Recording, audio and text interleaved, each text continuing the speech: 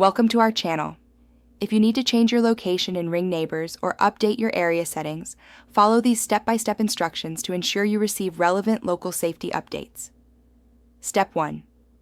Open the Ring app on your smartphone and tap the menu icon in the top left corner of the screen. Step 2. Select Neighbors from the menu options to access the community safety features. Step 3. Tap on the settings icon, usually represented by a gear symbol, in the top right corner of the Neighbor screen. Step 4. Look for the Location or My Neighborhood option within the settings menu and tap on it. Step 5.